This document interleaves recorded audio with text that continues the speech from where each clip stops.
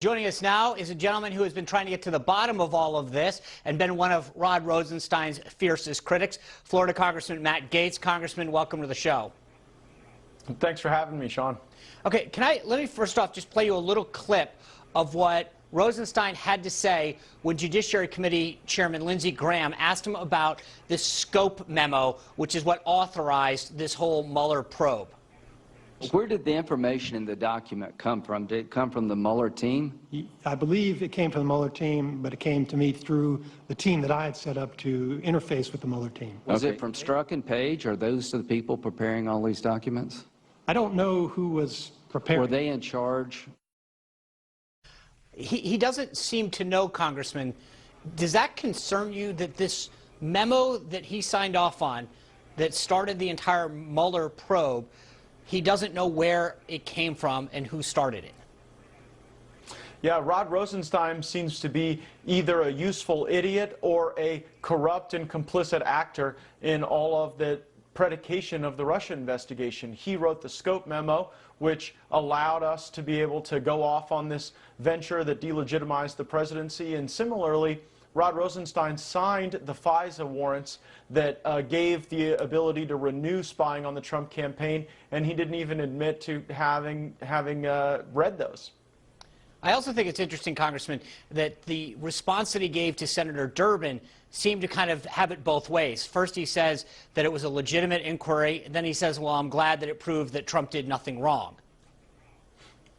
Yeah, and then even later in his testimony, he said that he regrets having signed the FISA warrants that allowed the continued spying on Americans. And so, Rod Rosenstein has repeatedly tried to weasel out of accountability, even when he's been caught. I think, Sean, to the time when Rosenstein was busted saying that he wanted to wear a wire on the president, he wanted to invoke the 25th Amendment to remove the president, and then when we asked him about those things, he said, well, I was just kind of joking. And so I think that time and again, Rod Rosenstein has proven to be very complicit in the corrupt origins of this investigation. The scope memo that you mentioned at the beginning of our interview is evidence of that, because we now know that that was predicated on information that our own FBI knew was being targeted by Russian intelligence to try to reduce our confidence in the election where we legitimately selected Donald Trump to serve as our president.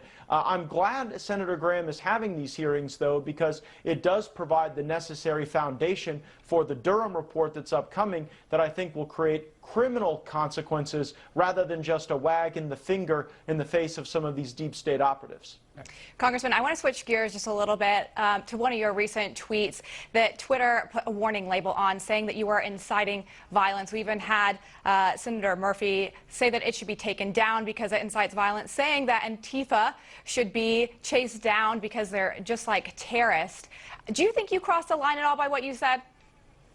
No, Antifa are terrorists. Our own government, our own Justice Department, the Attorney General has designated Antifa as a terrorist organization. And in the United States of America, if you can't favor the hunting down of terrorists, it's certainly a tragedy. And so I would suggest that it's entirely appropriate. Now, we don't support vigilantism. In the Middle East, where we're hunting down terrorists, we don't have like individual American citizens roaming around the sand dunes with guns trying to find terrorists. It is a whole of government response. Here's how we ought to hunt down the Antifa terrorists. We ought to freeze their money, we ought to track their movements, and then we ought to stop them by whatever means necessary from harming Americans. My point is that if we can spend trillions of dollars and the blood of our bravest patriots defending the Bedouins and sand dunes of the Middle East, we should provide at least that amount of protection for our own people, for our own businesses. It sure would be nice if Senator Chris Murphy of Connecticut cared as much about the Americans who are suffering at the hands of these riots as he does his woke virtue signaling on Twitter.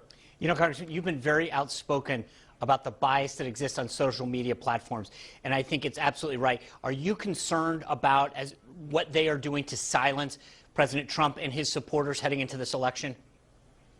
Of course, in 2016, as you well know, Sean, because you were part of the great winning operation, we caught him by surprise. A lot of folks didn't think Donald Trump could win. Now we've lost that element of surprise, and we see some major technology platforms trying to put their thumb on the scale and reshape the nature of debate in our country. It's one of the reasons I'm working with Senator Josh Hawley on legislation that will alter certain immunities and protections that online platforms like Twitter and Facebook enjoy that allow them to engage in this type of bias without any liability or consequence. The national discussion that we're having around all these issues is too important to allow Silicon Valley to tell us, what the thought police are seeking to enforce that day. Yeah, I appreciate. We've been talking about this all week. I appreciate your leadership on this issue, and thank you for joining us. Thank you, Sean.